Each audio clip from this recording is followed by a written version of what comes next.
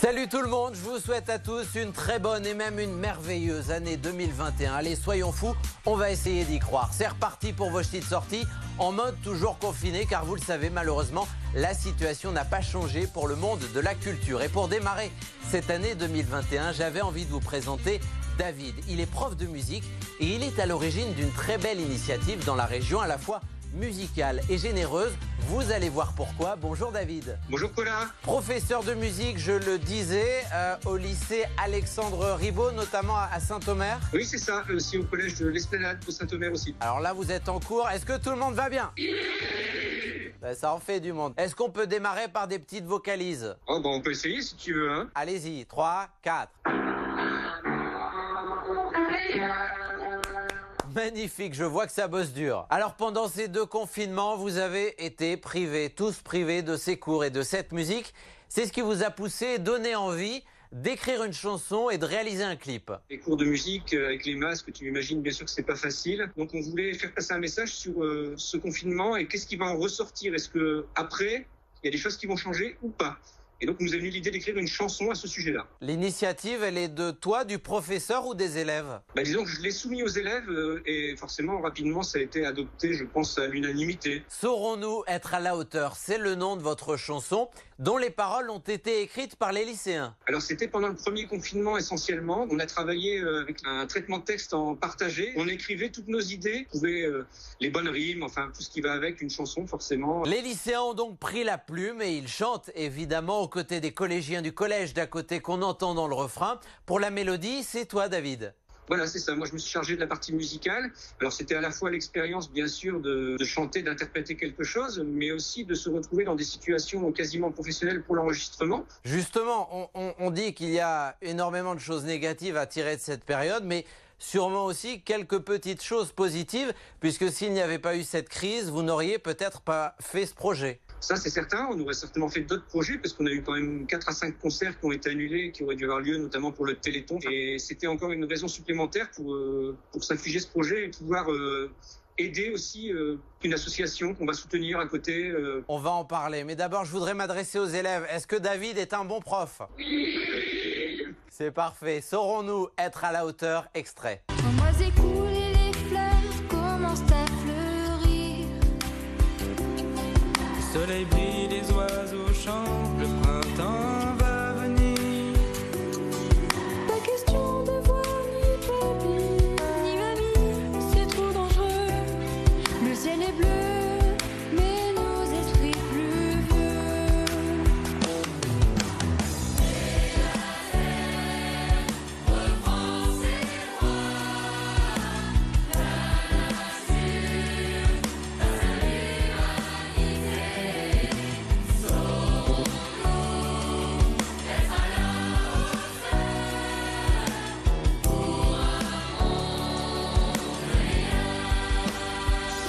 Saurons-nous être à la hauteur? La musique, les paroles, le clip, c'est vous. Le clip, parlons-en, David.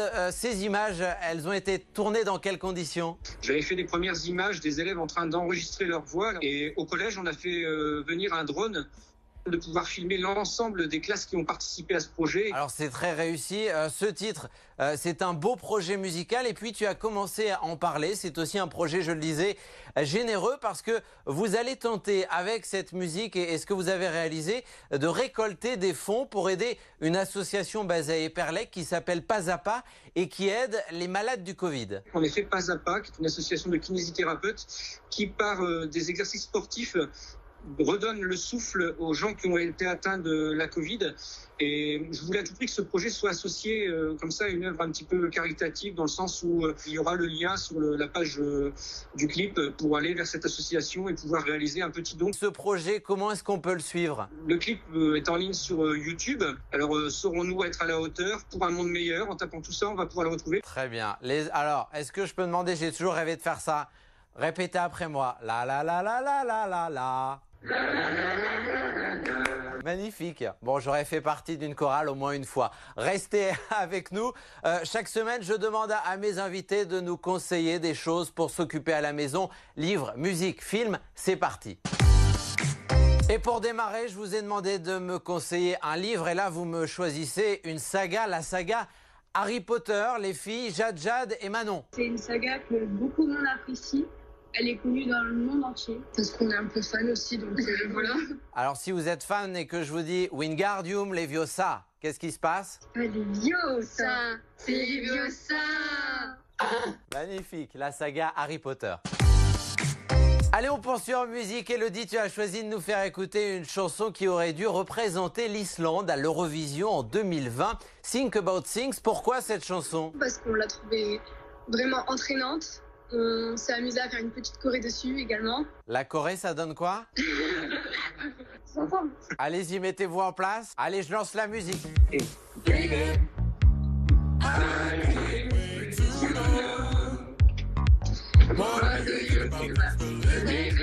Magnifique, extrait.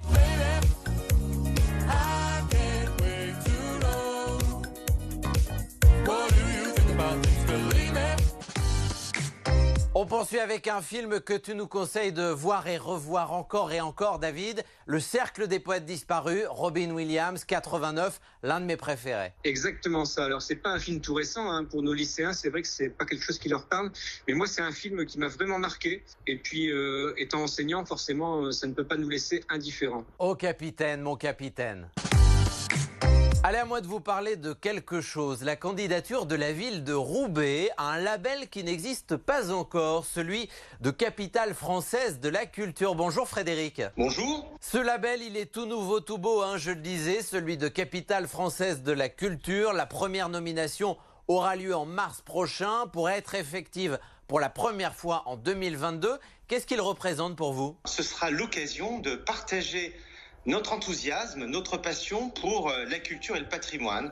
C'est la raison pour laquelle je vous confirme que Roubaix est bien candidate au label Capitale Française de la Culture. Quels sont les atouts de Roubaix pour tenter de décrocher la timbale? Nous avons par exemple transformé une piscine art déco en musée, d'anciennes usines textiles en lieu culturel. Par ailleurs, Roubaix est une ville jeune. 50% de la population a moins de 30 ans. On dénombre aussi plus de 200 associations culturelles, plus de 130 ateliers d'artistes. Est-ce que vous connaissez vos concurrents? Non, la liste n'a pas encore été rendue publique. Eh bien, on vous souhaite pleine réussite dans l'obtention de ce label. Frédéric, tenez-nous au courant. Bonne année et à bientôt. Mille merci et puis je vous invite à ne pas attendre 2022 pour venir visiter Roubaix. On vous attend les bras ouverts. Merci Frédéric. Allez, on retrouve une dernière fois David, prof de musique à Saint-Omer et toute sa classe de lycéens à l'origine d'un très beau projet que vous allez pouvoir retrouver sur YouTube. David, avant de se quitter, je demande à chaque fois à mes invités quelques mots, ce qu'ils écriraient sur une carte postale de confiné, sur la sensation par rapport au moment. Je dirais, allez, on y croit. Allez, on y croit, c'est bien noté. Merci David et à tous tes élèves, on vous souhaite plein de bonnes choses, une merveilleuse année 2021 et à la prochaine. Au revoir, Colin. Magnifique.